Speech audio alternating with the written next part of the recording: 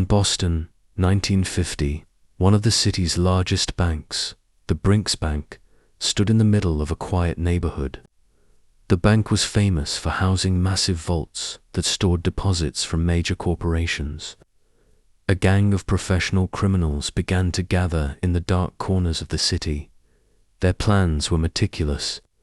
They believed this would be their last chance to strike one of the biggest banks in America. Each member knew their role, from the drivers to the experts in vaults, and all that remained was to execute the plan. On a cold morning, the gang met in an abandoned building in one of Boston's poorer neighborhoods.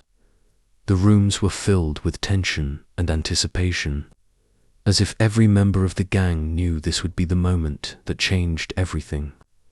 They were planning an unconventional heist with as little violence as possible. They had a detailed map of the bank, leaving nothing to chance. As they discussed the arrangements, their eyes gleamed with excitement. This was an opportunity that wouldn't come again. The choice of Brink's Bank was no accident. It was well known for having enormous vaults filled with millions of dollars that needed to be well guarded. The gang studied the location carefully, ensuring that no one noticed their presence as they gathered intel on the timing of deposits and withdrawals.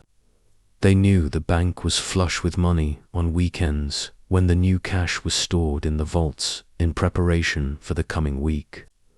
The bank presented the perfect opportunity, and their plan was to strike in the early hours when the staff was most vulnerable. On a Saturday morning, with the streets of Boston almost deserted, the gang moved swiftly. They wore inconspicuous clothes to avoid drawing attention and made their way toward the bank. They were fully prepared. There was no room for error. Upon arrival, they entered through the back gate, where security was laxed. Inside, the place was almost empty, except for the tellers just starting their shifts. They moved carefully until the entire bank was under their control. Everything was going according to plan. Once they had secured the area, they began to execute their plan immediately. Each gang member knew their position. One went straight to the tellers and took them hostage, while another focused on the vaults. They knew that time was their greatest enemy, so they began loading the cash into bags with lightning speed. The employees were in a state of shock, unable to think or move. The gang operated with unprecedented speed, moving like a well-oiled machine. Despite the atmosphere of terror, the eyes of the criminals were hungry for success. With every passing minute, the fear inside the bank grew. The gang was armed, but they avoided direct violence as much as possible. They knew that speed was the key to their success. With perfect coordination, they managed to open the vaults and extract the money in record time. The only sound was the clinking of bags being filled with cash. There was no time to hesitate or consider the consequences. A heist of this magnitude required total coordination and speed. Although the operation was running smoothly, one of the employees managed to press the alarm button at the last second. Fortunately, there was not enough time for the police to arrive immediately, but the alarm began to fill the building.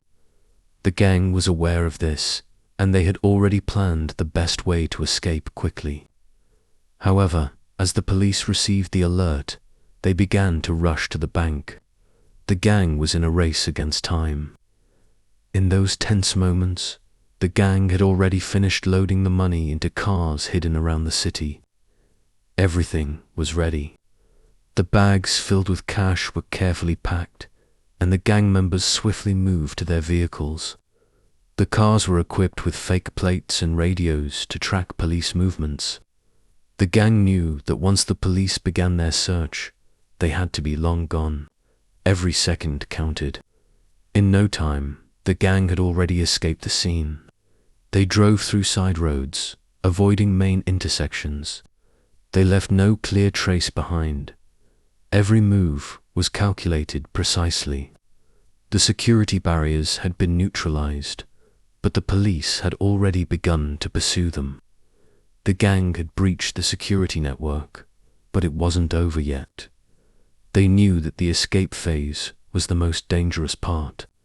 While the gang was on their way to escape, the alarm began to leak to the police. Radio signals started to crackle in the air, and officers across the city began heading toward the bank.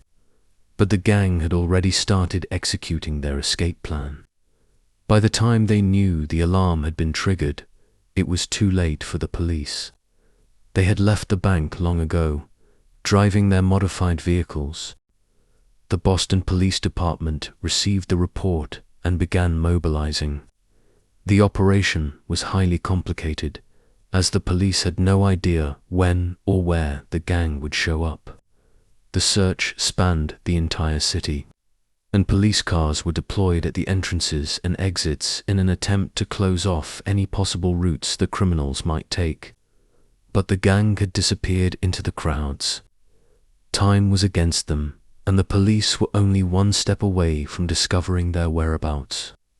The gang split into smaller groups to avoid being tracked.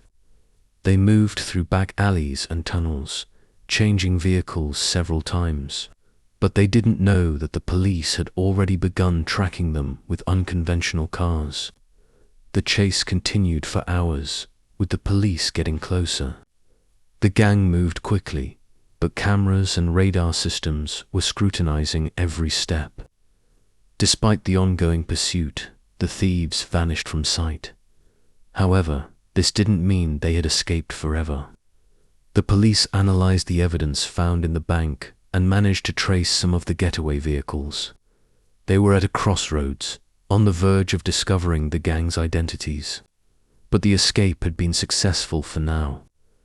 After days of intense investigation, the police managed to arrest one of the gang members. The surprise came when he cooperated with the authorities. New information emerged about how the heist had been planned, giving the investigation a new direction. This individual became a key piece in helping the police track down the others. But the money the gang had stolen remained missing. Over time, the remaining members of the gang were captured. With each arrest, the police uncovered more details about the robbery. Although they had managed to escape for several days, justice eventually caught up with them. However, the stolen money was never fully recovered. As the years passed, the Brink's bank heist remained one of the most infamous crimes in Boston's history. Source of the story: the Brink's bank robbery took place in Boston, Massachusetts, in 1950, and the case was not fully solved until many years later. After extensive investigations and chases, it remains one of the most famous heists in American history.